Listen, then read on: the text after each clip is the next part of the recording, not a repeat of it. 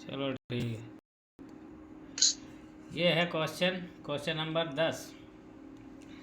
दो बिंदु आवेश Q1 एवं Q2 एक्स अक्ष पर क्रमशः स्थित x equal to -1 x equal to +1 पर रखे गए हैं।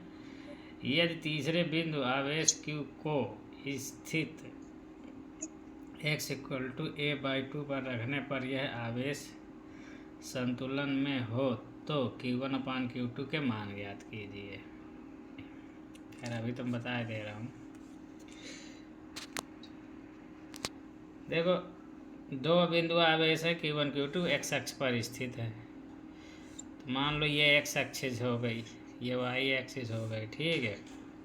एक जो है मान लो ये वाली x इक्वल टू +a है, ये वाला पॉइंट, और ये वाला x इक्वल टू -a का पॉइंट है। इसको x इक्वल टू एक की लाइन भी बोल सकते हैं। ये x इक्वल टू -a की लाइन हो जाएगी, ठीक है, कोऑर्डिनेट ज्योमेट्री में अगर पढ़े हो तो। खैर, यदि तीसरे यहाँ पे Q1 और Q2 रखे हुए हैं, क्रमशः रखे हुए हैं, तो Q1 कहाँ पे होगा? -a पे होगा कि +a पे होगा? तो यहाँ पे क्या हो जाएगा, उसने Q1 और Q2 क्रमशः x इक्वल टू -a और x इक्वल टू +a पे है, तो इसका नाम पहले लिया है, इसका भी नाम पहले लिया। तो पहला वाला पहले के साथ, दूसरा वाला दूसरे के साथ। इतनी बात क्लियर हो गई। अब कह रहा है कि एक +Q आवेश को x इक्वल टू +a पे रखने पर, x जब ये x इक्वल टू a यहाँ पे है तो x इक्वल टू +a/2 यहाँ पे होगा, इसके जस्ट आधे पे। ये वाली लाइन जो होगी, ये इसको अगर हम कहना चाहें तो ये x इक्वल टू +a/2 है, ठीक है। यहाँ पे होगा, इस पॉइंट पे होगा, ठीक है।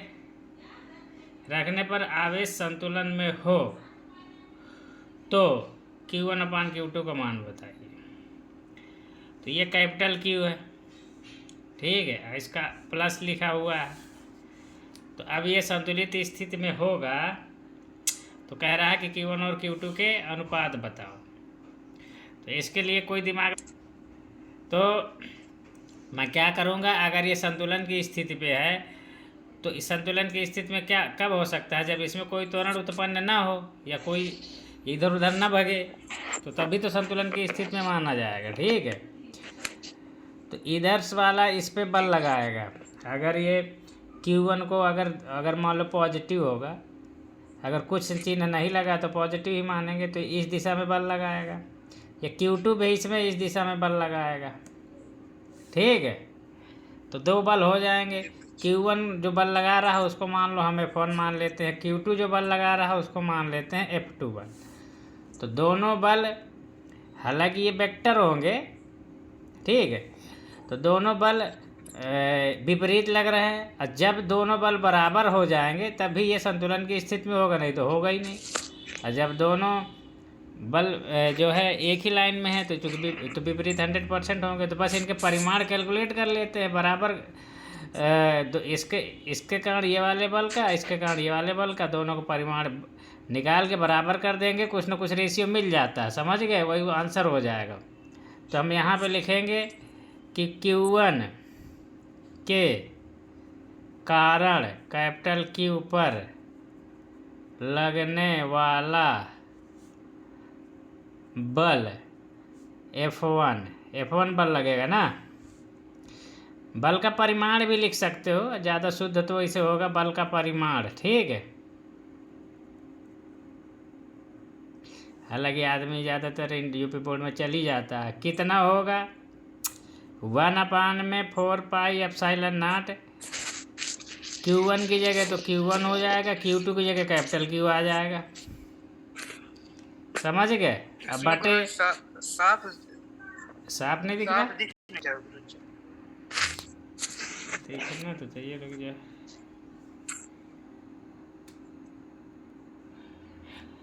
तो यहाँ पे देखो, यहाँ पे कुछ नहीं था, बस इसके द्वारा इस पर लगाया गया बल, इसके द्वारा इस पर लगाया गया बल, दोनों बराबर हो गए, काम खत्म। यही मेन था, बाकी तो कर ही लेंगे सब, ठीक है। अब यहाँ पे अभी हम इसको संतुलन की स्थिति के लिए हमको कंडीशन पता चल गई। अब बीच की दूरी कितनी होगी? देखो, यहाँ से यहाँ तक a/2 होगा, इधर में ये वाली लंबाई भी तो a ही होगी। मूल बिंदु से ये 0 0 है ना, तो यहाँ से यहाँ तक की जो दूरी होगी ए होगी कि नहीं होगी, तो टोटल दूरी कितनी हो जाएगी ये। इस बिंदु को अगर मैं नाम क्या दे दूँ इसको, नाम दे देता हूँ इसको, कुछ भी नाम नहीं दिया इसमें, तो इसको इसका नाम ओ दे देते हैं, इसका ए दे देते हैं, इसको बी दे देते हैं, इसको सी दे देते हैं, ठीक है। तो ए सी का स्क्वायर ये हो जाएगा। अब बताओ क्लियर नहीं दिख रहा।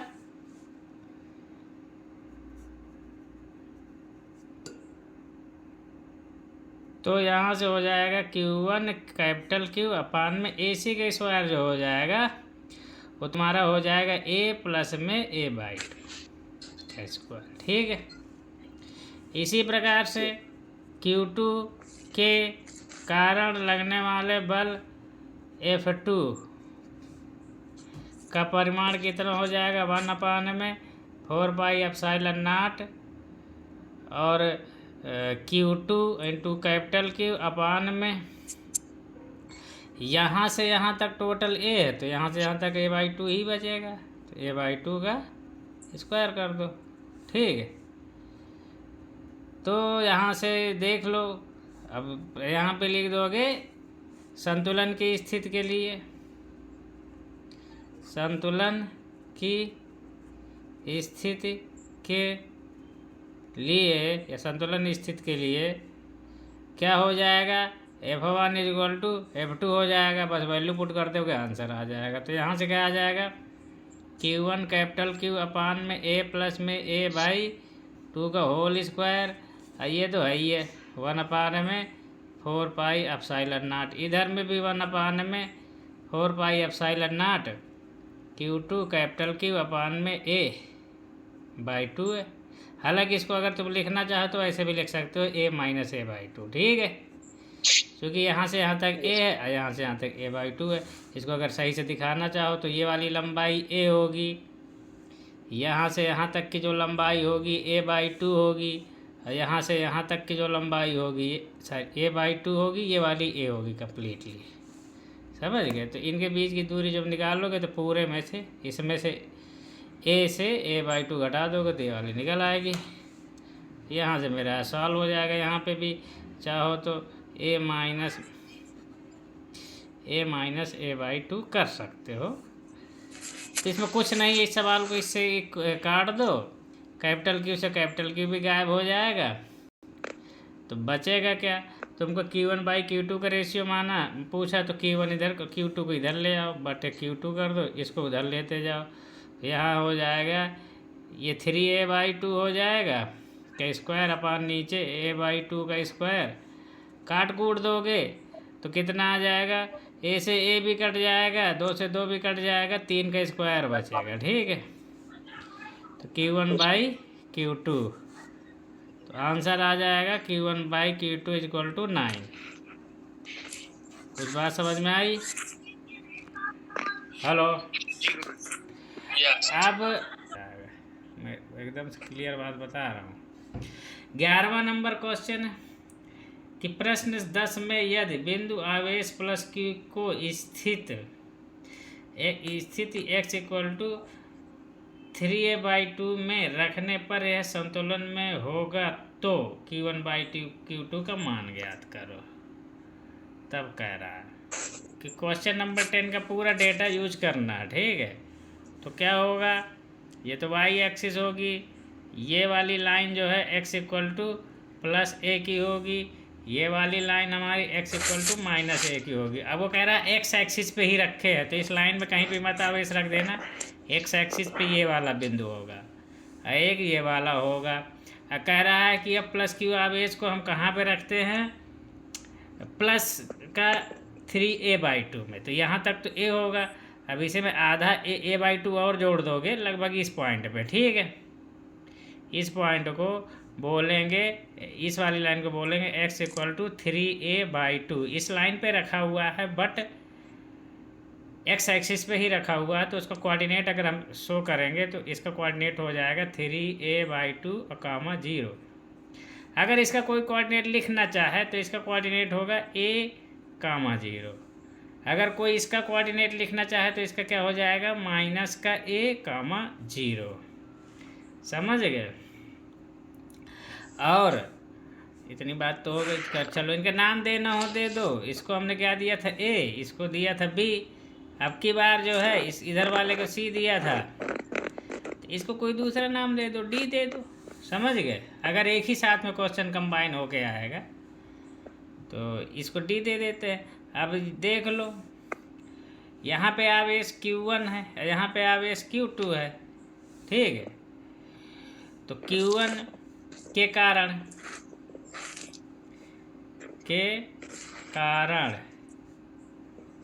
प्लस Q, यहाँ पे प्लस Q आवेश होगा। हाँ बोलो।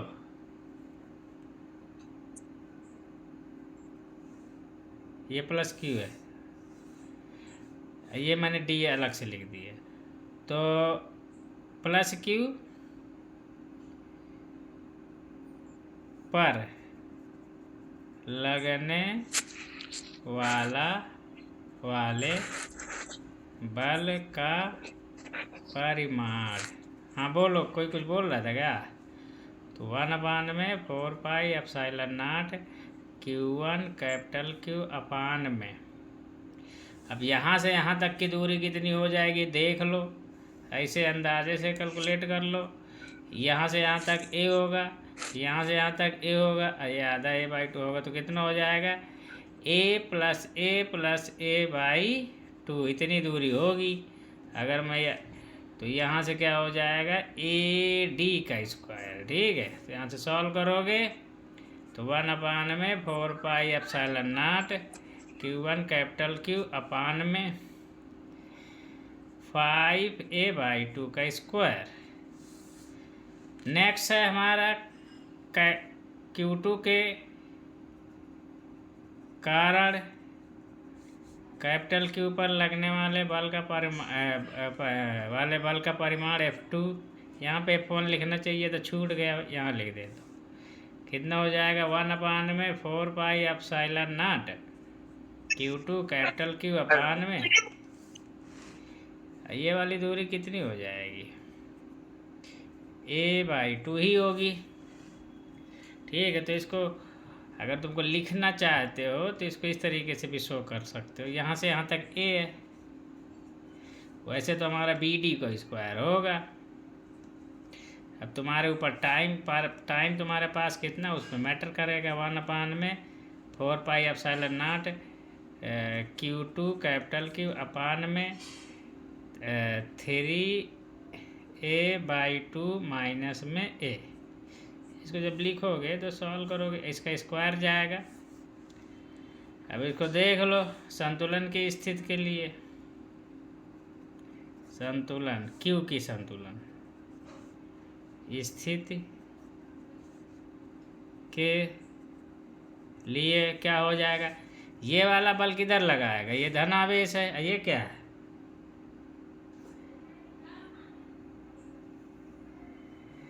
अच्छा।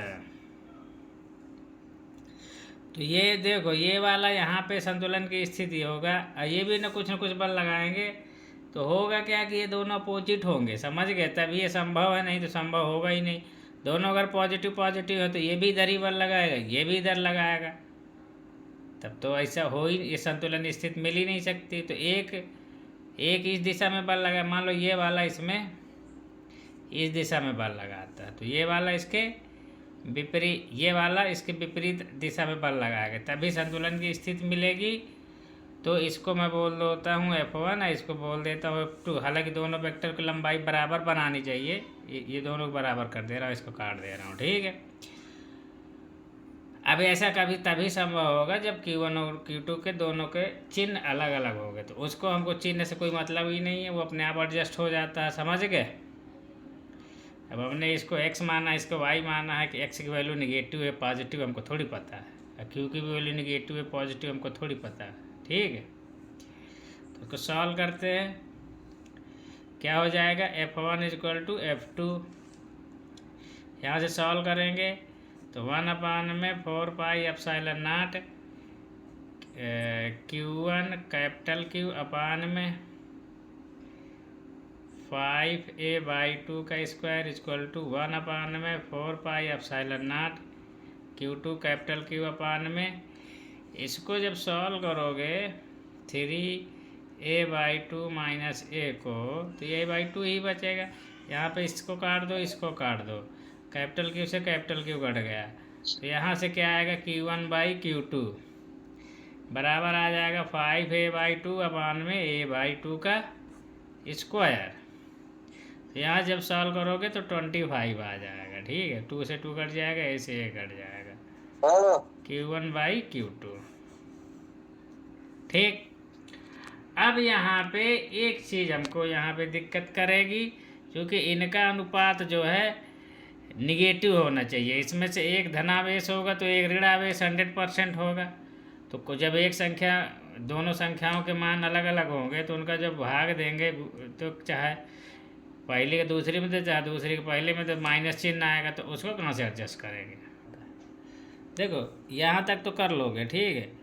वैसे भी कूलाम ने जो नियम दिया है एनसीईआरटी में, जब लिखा है उसमें मॉड लगा के दिया उसने, इसीलिए दिया हुआ। ठीक है, कूलाम के बल का परिमाण जब भी लिखते हैं उसमें मॉड लगा देते हैं, तो हमेशा धनात्मक आएगा। ठीक है, तो कुछ सवालों में मॉड का ज़रूरत पड़ेगी, कुछ में तो डायरेक्ट आंसर आ जाता है, तो वो तुमको ध्यान देखना पड़ेगा। बाद में हम बता देंगे, ये प्रैक्टिस से ही तुम लोग को क्लियर होगा। ज़्यादा डिटेल में नियम कानून बनवा देंगे तो फिर नियम ही रटते रह जाओगे, फिर सवाल फिर हमेशा कॉन्फिडेंस नहीं आता। तो इसलिए ज़्यादा नियम नहीं बता रहे हैं। इसमें कुछ सवाल हैं मॉड, जो भी मॉड उनकी ज़रूरत पड़ेगी, तो उनको धीरे धीरे में प्रैक्टिस से सीख जाओगे। तो यहाँ पे क्या करोगे, मॉड लगा दोगे। अब मॉड क्या है, मॉड के बाहर ये धनात्मक वैल्यू होती है, निकल जाएगी, ये भी धनात्मक वैल्यू है, निकल जाएगी। स्क्वायर जितनी भी संख्या में स्क्वायर लगा होता है, अगर वो अननोन है, उसके बारे में कुछ एक्स वाई जेड कुछ भी है, लेकिन उसमें स्क्वायर लगा है, तो वो धनात्मक हो गई। हटा दिया इसको मॉड से, इसको भी हटा, इसको में भी पूरे स्क्वायर लगा, इसको भी मॉड के बाहर कर दिया। बचा कौन, Q1 और Q2 और Q। अब इसमें मॉड लगा। अब मॉड में क्या है कि दोनों का ये इस Q का और इस Q का दोनों का साइन सेम होगा, तो दोनों में क्या है, हम क्योंकि ये न्यूमेरिकल वैल्यू हो गई, वेक्टर वेक्टर तो है नहीं, अदिश राशियाँ हैं, तो अदिश राशियों के लिए या कोई कॉम्प्लेक्स नंबर है नहीं, तो दोनों तरफ भाग दे देंगे, कोई दिक्कत नहीं है। ठीक है, तो mod of Q1 equal to mod of Q2, अब बटे में 5a/2 का स्क्वायर बचेगा, यहाँ पे a/2 का स्क्वायर बचेगा। जब सॉल्व करेंगे तो Q1 इक्वल टू फिर प्लस माइनस में 25 Q2 बचेगा। इसमें माइनस चिन्ह लोगे तो प्लस अगर माइनस प्लस चिन्ह लोगे तो यहाँ प्लस का 25 Q2 आएगा, Q1/Q2 प्लस का 25 आ जाएगा।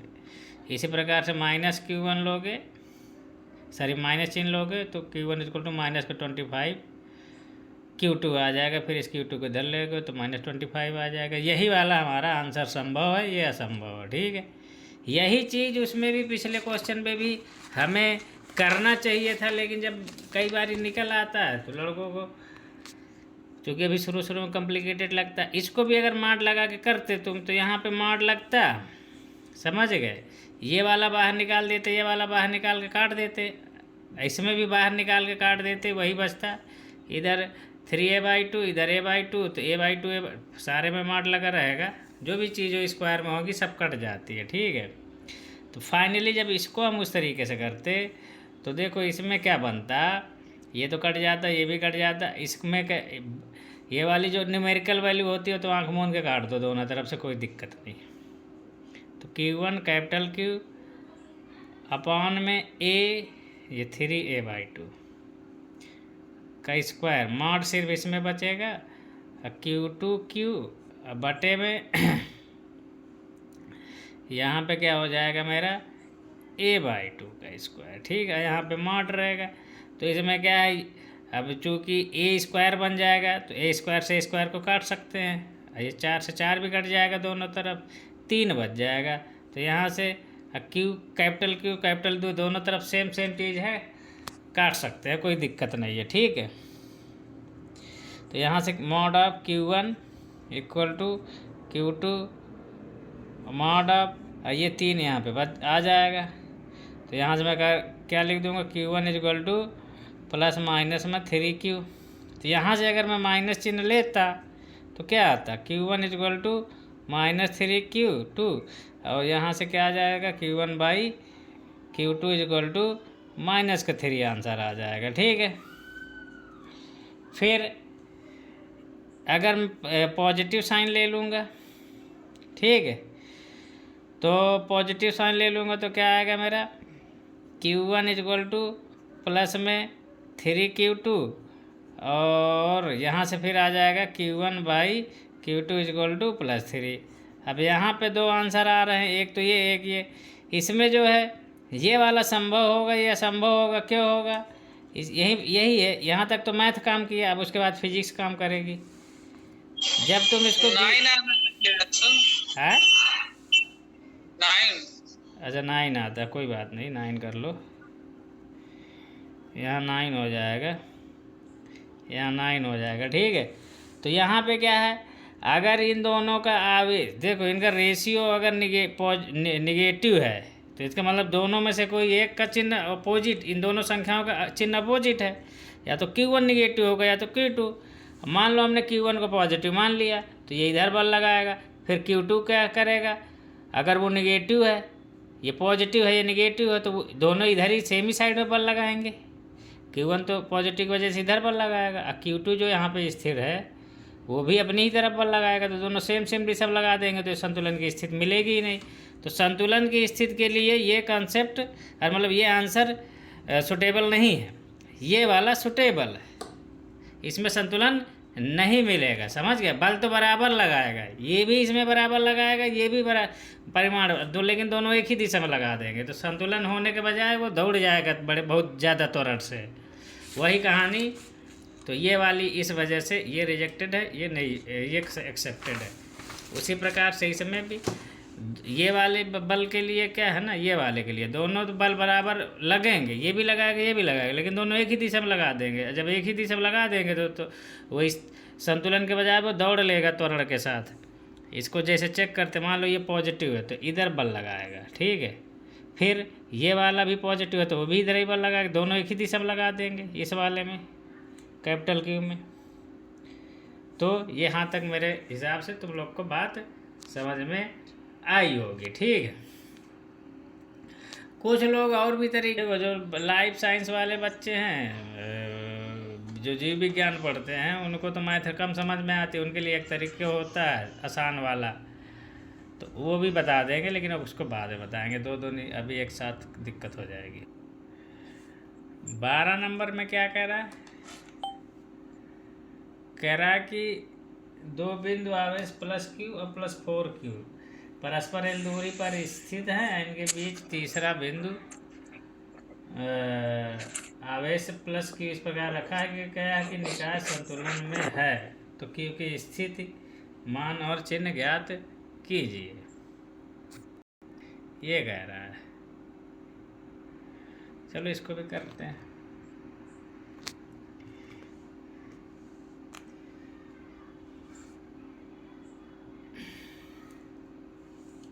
यहाँ पे ये आवेश है और यहाँ पे ये आवेश है, ये प्लस का 4Q है, एक आवेश, चलो पहले किसका +Q बोला है, +Q लिख देते हैं। दूसरा क्या है, +4Q, प्लस का 4Q लिख देते हैं। इनके बीच की दूरी कितनी है, L है। सेंटर टू सेंटर डिस्टेंस इसकी कितनी है, L है। इनके बीच तीसरा आवेश की इस प्रकार रखा गया कि निकाय संतुलन में है।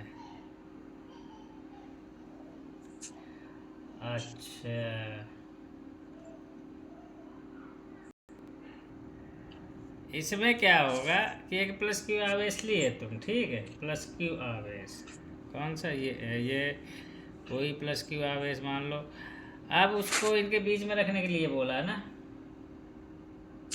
इनके बीच +Q मान लो यहाँ पे रख दूँ मैं, ठीक है, कैपिटल Q। अब वो कह रहा है निकाय के संतुलन के लिए, कहने का मतलब ये है, इसके पहले जो सवाल लगाया था, इन दोनों आवेशों को, इस आवेश को और इस आवेश को हमने किसी चीज़ से पकड़ के फिक्स कर दिया था, समझ गए, पेच लगा के कस दिया था, जो भी रहा होगा, ठीक है। अब की बार क्या है कि इनको भी फ्री छोड़ रखा है, अगर बीच में धनावेश रख दोगे इसमें, ये भी धनावेश है तो इधर भाग जाएगा, ये वाला धनावेश है तो इधर भाग जाएगा, तो क्या करोगे, इसको यहाँ पे अगर ऋणावेश रख दोगे, अगर ये धनावेश है और ये धनावेश है, यहाँ ऋणावेश रख दोगे तो अपनी तरफ आकर्षित करेगा, इसको भी अपनी तरफ आकर्षित करेगा, तो दोनों इसमें चिपक जाएंगे। ठीक है, लेकिन ये दोनों धनावेश है, तो इधर जब आएंगे ये भी इधर आएगा, तो ये आपस में एक दूसरे को बल लगाएंगे, तो उसकी वजह से बाहर की ओर एक बल लगेगा, ये वाला दोनों को अपनी तरफ खींच रहा है, ये खुद की वजह से बाहर की ओर जा रहे हैं, तो क्या हो जाएगा, एक संतुलन की स्थिति मिल जाएगी। समझ गए? तो वो वाली संतुलन की स्थिति चाहिए इसको। ठीक है, तो हमें पहली बात तो ये बीचों बीच में कहाँ रखें, थोड़ी देर के लिए मान लो कि ये दोनों अभी फिक्स हैं। अब इसको किसी ऐसी पोजीशन में रखोगे कि ना तो इधर भागे ना इधर भागे, बीच में एकदम रुका रहे, तो वो संतुलन की स्थिति। तो उसके लिए तुम जब सॉल्व करोगे तो देखो इसमें माउंट का यूज नहीं किया है, चूँकि तो दूरी का पूछा है, तो यहाँ से मान लो, इधर से मान लो ए दूरी पर मुझे संतुलन की स्थिति मिलेगी, तो ये वाली दूरी कितनी बचेगी, L माइनस एक्स दूरी बचेगी ये वाली। ठीक है, तो इसके द्वारा इस पर लगाया गया बल इधर होगा, चूँकि विपरीत आवेश होना पड़ेगा इसको, इसलिए क्यू में प्लस प्लस कुछ नहीं लगाया। ठीक है, तो अगर हम नियमतः देखें तो इसको संतुलन की स्थिति, अब चूँकि निकाय को संतुलन में रखना है, अगर इसको भी धनावेश ले लेंगे, इसको भी धनावेश ले लेंगे, इसको भी धनावेश लेंगे, तो क्या होगा, निकाय संतुलन में कभी नहीं आएगा। इन दोनों को अगर पकड़ के रखेंगे तो ये तो बीच में रुका रहेगा, थमा रहेगा, लेकिन अगर इनको जैसे ही छोड़ेंगे तो प्रतिकर्षण की वजह से भाग जाएंगे, तो क्या है, इनको समेट के रखना है। तो इसको क्या करूँ मैं, धनावेश के बजाय ऋण आवेश ले लूँ। अगर ऋण आवेश ले लूँगा तो ये जो है इनके आकर्षण की वजह से दोनों करीब रहेंगे, जो कि खुद आपस में एक दूसरे को प्रतिकर्षित करेंगे, लेकिन इसके आकर्षण की वजह से आकर्षित भी होंगे, तो दोनों बराबर बैलेंस हो जाएगा, निकाय संतुलन में आ जाएगा। ठीक है, तो इसलिए इसको तो माइनस आवेश 100% तुमको लेना पड़ेगा। तो दी गई स्थिति के अनुसार इन दोनों का जो भी चिन्ह होगा उसके जस्ट विपरीत होगा इसका चिन्ह, ये हमें कन्फर्म हो गया। ठीक है, तो इसके द्वारा इस पर लगाया गया बल इधर की ओर होगा, और इसके द्वारा इस पर लगाया गया बल इधर की ओर होगा। ठीक है, चूँकि विपरीत आवेश है तो अपनी तरफ घसीटेंगे, तो ये इसको मान लेते हैं हम A, इसको मान लेते हैं B, ये इस बल को मान लेते हैं F1, इस बल को मान लेते हैं F2। तो संतुलन की स्थिति के लिए, संतुलन की क्यू की संतुलन अवस्था के लिए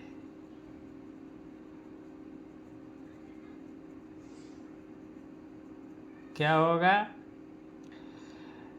F1 इक्वल टू F2 होगा। अब डायरेक्ट लगा दे रहे हैं, F1 की वैल्यू कितनी हो जाएगी, 1/4 पाई एप्सिलॉन नॉट, ये वाला आवेश Q और ये वाला आवेश कैपिटल Q। अब कैपिटल Q मतलब कि कोई संख्या, वो वैल्यू है, वो कोई हमने मान लिया है, उसका वैल्यू नेगेटिव पॉजिटिव कुछ भी हो सकता है। ठीक है, तो अब यहाँ पे क्या होगा, बटे में कितना दूरी कितनी A मान रखा, तो A का स्क्वायर कर दो, equal to 1/4 pi epsilon naught. यहाँ से क्या करेंगे, ये आवेश 4Q है, इंटू Q अपान में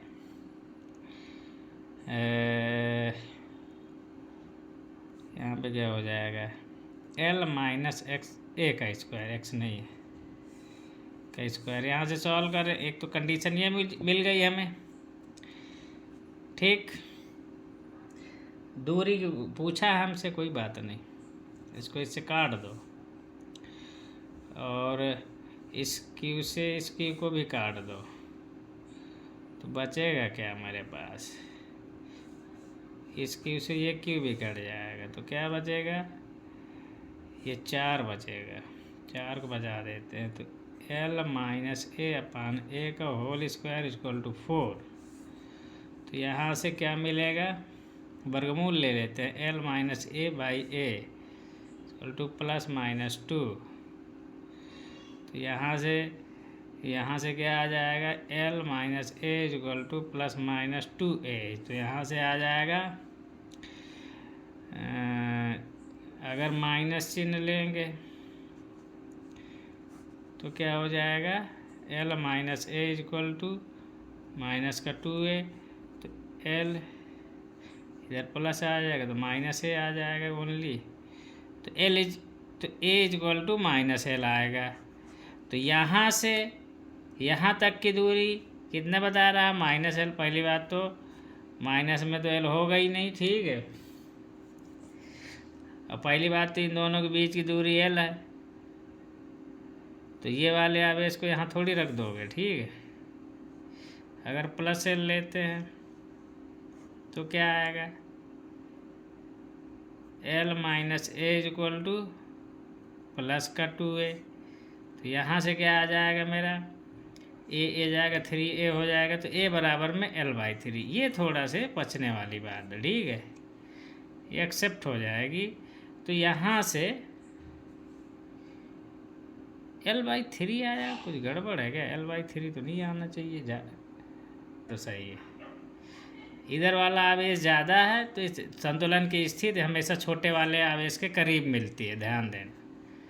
तो ये वाली दूरी जो है हमने बना भले ही दिया हो, लेकिन देखने से लग रहा है कि ये 4q आवेश है, ये केवल q आवेश है, तो ये थोड़ा छोटा आवेश है, ये 4 गुना है, तो संतुलन की स्थिति इसके करीब मिलेगी q के। तो l बराबर a/3। कब है ये, जब ये फिक्स थे तब ये संतुलन की स्थिति कैपिटल Q की मिलेगी। लेकिन अगर ये फिक्स न होते, ये भी चलने के लिए फ्री होते, तो इनको भी संतुलन में लाने के लिए हमको क्या करना पड़ता कि इसके द्वारा इस पर लगाया गया बल प्लस इसके द्वारा इस पर इसके द्वारा इस पर लगाया गया बल, इसके द्वारा इस पर लगाया गया बल, वो तो बराबर हो ही जाएंगे। क्यों बराबर हो जाएंगे, ये वाली कंडीशन से, ठीक है। जितना बल ये दोनों इस पर लगाएंगे, ये भी तो उतने बल इन दोनों पे लगाएगा, तो वो तो कहानी हमारी फिक्स हो गई, ठीक, उससे कोई दिक्कत नहीं है, अपने आप जस्टिफाई हो जाता है वो चीज़। अब ये वाला आवेश जो है, मान लीजिए इस आवेश की बात करूँ मैं, इसको फिक्स करना है कि न भगे ये, तो इस पर ये वाला भी बल लगाएगा बाहर की ओर, ये वाला इसमें अंदर की ओर बल लगाएगा, उसकी गणना हमको करनी है, ठीक है।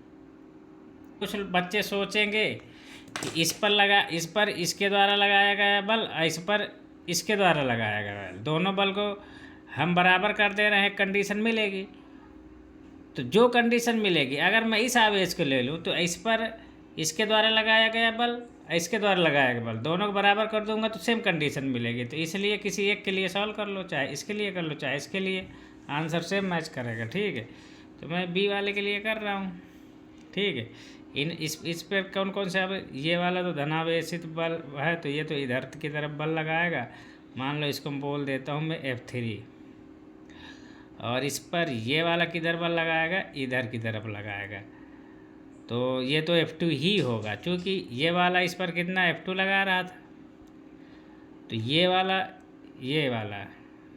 4Q कैपिटल Q में F2 बल लगा रहा था, तो फिर कैपिटल Q बीच में भी F2 ही बल लगाएगा, तो इसका तो कोई दिक्कत नहीं, दोनों बराबर एवं विपरीत बल लगाएंगे न्यूटन के तृतीय नियम के अनुसार। तो ये वाले बराबर कर देता हूँ मैं 4Q की संतुलन के लिए, 4Q के संतुलन की स्थिति के लिए चेक करेंगे। जब 4Q संतुलित हो जाएगा तो ये वाला अपने आप संतुलित हो जाएगा, इसको करने की कोई ज़रूरत नहीं है, ठीक है। तो यहाँ पे क्या हो जाएगा मेरा, F2 इक्वल टू F3, यहाँ पे वैल्यू पुट कर देते हैं, वैल्यू पुट करेंगे तो कितना आ जाएगा, 1/4πε0। F2 ये वाला इस पर कितना बल लगाएगा,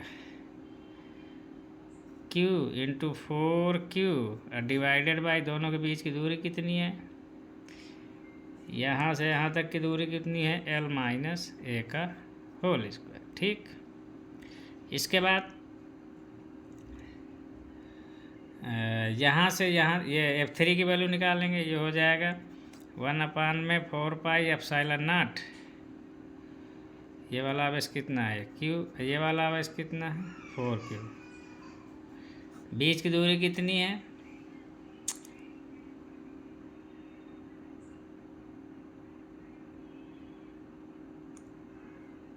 बीच की दूरी यहाँ से यहाँ तक कितनी है, L है, तो L का स्क्वायर कर देते हैं। इसको सॉल्व करेंगे, देखते हैं कितना मिलता है। इसको इससे काट दिया, ये क्यू है, ये कैपिटल क्यू है, इसमें कोई कैपिटल क्यू की स्थिति तो यहाँ से मिल जाएगी। अब चिन्ह के बारे में यहाँ पे कैलकुलेट करेंगे, तो यहाँ से सॉल्व कर लिया, ये आ गया 4Q, यहाँ पे Q, 4Q से 4Q उड़ा दो तो क्या बचेगा, capital Q is equal to small q और L माइनस A अपान में L का स्क्वायर बचेगा। तो यहाँ से अगर मैं देखूँ तो कैपिटल Q बराबर A की वैल्यू हमें L/3 ऑलरेडी निकाल चुके हैं, तो L माइनस L/3 अपान में L। यहाँ से जब सॉल्व करेंगे तो कितना आ जाएगा 2L/3। तो यहाँ से अगर देखें और यहाँ से ले लेते हैं इससे, तो कैपिटल Q की वैल्यू मेरी आ जाएगी 2Q/3, ये वैल्यू आएगी। ठीक है, अब यहाँ पे चिन्ह दोनों का सेम आ रहा है, चिन्ह हालांकि हमको विपरीत आना चाहिए, तो फिर इसमें मॉड वाला कॉन्सेप्ट लगाना पड़ेगा। हालांकि तुम्हारी बुक में मॉड वाला कॉन्सेप्ट नहीं लगाया हुआ है। ठीक है, काल तो दिया है, समझ गए। अब इसमें क्या है कि चलो बताएंगे तुमको, जैसे क्या है कि सिर्फ आवेश का परिमाण निकलेगा, लेकिन चिन्ह निकालने के लिए तुमको इनकी कंडीशन देखनी पड़ेगी। ठीक है, तो ये भी जो भी आंसर निकलता है ये परिमाण निकलता है। अगर विदाउट मॉड यूज किए हम कैलकुलेशन करते तो अगर मॉड का यूज करता मैं तो यहाँ पे मॉड लगाता, यहाँ पे भी मॉड लगाता, फिर क्या होता मेरा इन दोनों में प्लस माइनस यहाँ आ जाता, ये 4Q से 4Q कट जाता। ये तो स्क्वायर है, स्क्वायर में मॉड हटा दो लगा दो कुछ फ़र्क नहीं पड़ता, यहाँ भी प्लस माइनस आता। तो मेरा जो दो आंसर आते Q के प्लस माइनस 2Q/3, जब मॉड हटाते हैं तो प्लस माइनस लगाते हैं। ठीक है, तो Q के दो वैल्यू आते मेरी, एक तो प्लस का 2Q/3 और एक Q इक्वल टू माइनस का 2Q/3। इसमें मेरी ये वाली एक्सेप्ट हो जाती, ये रिजेक्ट हो जाएगी, क्योंकि ये निकाय का संतुलन नहीं दे पाएगी। समझ गए। तो हालांकि बुक में मॉड नहीं लगाया, मॉड लगा के कर देना, आंसर आ जाएगा तुम्हारा। ठीक है, एक तुम्हारा रिजेक्ट हो जाएगा, एक एक्सेप्ट हो जाएगा। इसमें यहाँ पे स्क्वायर है तो 2L/3 आएगा, सही बोल रहा राहुल। तो स्क्वायर कर दोगे तो 4/9 4/9 4/9 आ जाएगा। मेन था कि इसका चिन्ह कैसे एडजस्ट करोगे। ठीक है, चलो ठीक है। अगर बिना मॉड के लगा दिए तो जो भी वैल्यू आएगी उसका चिन्ह तुमको अपनी तरफ से डिसाइड करना पड़ेगा, यहाँ की स्थिति देख के। ठीक है, अब वैसे भी प्लस माइनस दोनों वैल्यू आती हैं, उसमें से एक वैल्यू तुमको लेनी है, एक रिजेक्ट करनी है। ठीक है, क्या क्वेश्चन, एक समबाहु त्रिभुज की भुजा 2 सेंटीमीटर है, इनके तीनों कोनों पर इतने आवेश रखे हैं, तो +10 माइक्रोकूलम आवेश पर कार्यरत बल का परिमाण ज्ञात कीजिए। तो ये अच्छा सवाल है और सरल सवाल भी है। ठीक, तो देखो समबाहु त्रिभुज है, तो समबाहु त्रिभुज सिर्फ वो इसलिए बोलता है कि तुमको कोण पता करने के लिए वेक्टर होगा। ठीक है, और कुछ नहीं है। अलग अलग भुजा देगी तब भी सॉल्व हो जाएगा, कोई दिक्कत नहीं है, बस तुमको थोड़ा बड़ा हाई स्कूल की मैथ आनी चाहिए। अब इसमें क्या है कि रख दिया है उसने, प्रत्येक पे कितना कितना दे दिया है, क्रमशः 10 20 20। तो मान लो इसको A मान लिया, इसको B मान लिया, इसको C मान लिया। A पे कितना प्लस का 10 माइक्रोकूलम रख दिया, फिर B में कितना रख दिया प्लस का 20 माइक्रोकूलम रख दिया, C में कितना रख दिया माइनस का 20 माइक्रोकूलम आवेश रख दिया। ठीक है, अब कह रहा है कि +10Q माइक्रोकूलम पर बल लगने वाला बल, तो इस पे जो बल लगेगा, एक तो ये लगाएगा, एक तो ये लगाएगा, यहाँ पे आवेश है, यहाँ पे आवेश है, यहाँ पे आवेश है, तो ये वाला इस पे जो बल लगाएगा वो इन्हीं दोनों को मिलाने वाली रेखा के ये ऋण आवेशित है, ये धन आवेशित है, तो ये अपनी तरफ खींच लेगा, तो इसको अपनी तरफ लगाने दो बल। ये क्या करेगा, ये भी इसी रेखा के अनुदिश लगाएगा, हो सकता है इधर लगाए व उधर लगाए, दोनों दोनों धन आवेश, तो ये क्या करेगा, इसके मिलाने वाली रेखा के अपने से दूर की तरफ बाहर की ओर ठेलेगा। ठीक है, तो ये वाला बल लगेगा। ठीक, अब इन दोनों बलों को गणना कर लेनी, आंसर आ जाएगा। अब वैसे देखोगे तो +20 माइक्रोकूलम के कारण +10 माइक्रोकूलम पर लगने वाले बल का परिमाण। ठीक है, इसको बोल देता हूँ मैं क्या, F1 बोल देता है, इसको बोल देता हूँ F2। ठीक है, तो F1 कितना हो जाएगा, 1/4 पाई एप्सिलॉन नॉट। अगर मॉड यूज करना चाहते हो कर लो। Q कितना है इसमें, Q1 की जगह में अभी लिख देते हैं इसका नाम क्या देते हैं इसका, चलो ठीक है, डायरेक्ट लिख देते हैं अभी, +10। अच्छा, इसको मैं दे देता हूँ Q1, इसको Q2, इसको Q3। ठीक है, तो यहाँ से आ जाएगा Q1 Q2 बाई बीच की दूरी कितनी है, 2 सेंटीमीटर है ना। तो चलो अभी इसको ये भी लिख के छोड़ देते हैं। ठीक है, अगले पद में लिख दो 1/4 पाई एप्सिलॉन नॉट। Q1 की जगह में रख दोगे +10 गुणे में 10 की घात -6, और Q2 की जगह में लिख दोगे +20 गुणे में 10 की घात -6, पूरे का mod divided by A B जो होगा, बीच की दूरी कितनी है तुम्हारी, 2 सेंटीमीटर है, इसको मीटर में लिखोगे तो 2 गुणे में 10 की घात -2 मीटर का स्क्वायर हो जाएगा। ठीक है, ये आएगी कहानी, सॉल्व कर लेना, आंसर आ जाएगा। इसी प्रकार से क्या करोगे, जब इसको सॉल्व करेंगे तो बहुत जल्दी आसानी से सॉल्व हो जाएगा। 2 दूनी 4, और ये 20 है, ये 9 × 10⁹ है, फटाक से आ जाएगा 9 × 10⁹। घातों का गुणा करना सीख लो। 6 दूनी 12, 200 गुणे में 10 की घात -12 बटे में 2 दूनी 4 गुणे में 10 की घात -4, तो यह ऊपर जाएगा तो 10 की घात -8 बचेगा, ये हो गया 9, तो 1 10 बच जाएगा, तो यहाँ से क्या बचेगा, 9 दूनी 18, 1 0 और बटे 4, सही है, 8 4 12। ठीक है, तो यहाँ से जब भाग दोगे तो 4 चौको 16, 4 चौको 16, 4 पंचे 20, 00, इतना न्यूटन बल आ जाएगा, काम खत्म। अब देखो F2 निकाल लो। इसी प्रकार से क्या करोगे, -20 माइक्रोकूलम के कारण जो भी बल लगाओगे, F2 कितना आएगा, सब कुछ तो वही है, 1/4 पाई एप्सिलॉन नॉट। अब चूँकि मॉड के अंदर पॉजिटिव निगेटिव सब पॉजिटिव ही हो जाता है, तो जब इसको निकालोगे 10 गुणे में 10 की घात -6 गुणे में -20 गुणे 10 की घात -6, सॉल्व करोगे, डिवाइडेड बाई वही है 2 गुणे में 10 की घात -6 -2 का स्क्वायर, सब कुछ सॉल्व करोगे, इसमें भी आएगा उतना 45 न्यूटन। ठीक है, बस इसकी दिशा क्या करोगे, दिशा तुमको फिगर के अनुसार डिसाइड करना पड़ेगा। इसकी दिशा क्या होगी, ये वाला AC के अनुदिश, AC के अनुदिश। ठीक है, इसकी दिशा क्या होगी,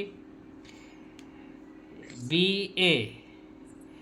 तो देखो AB से का मतलब हो गया ये वाली दिशा, और BA का मतलब होगा ये वाली दिशा। ठीक है, तो यहाँ पे क्या हो जाएगा, BA के अनुदिश, BA के अनुदिश, BA का मतलब हो गया B से चले A की तरफ, तो A की तरफ चलेगा, हमारा मुँह इधर रहेगा, इस वाले बल का भी तो मुँह इधर ही है।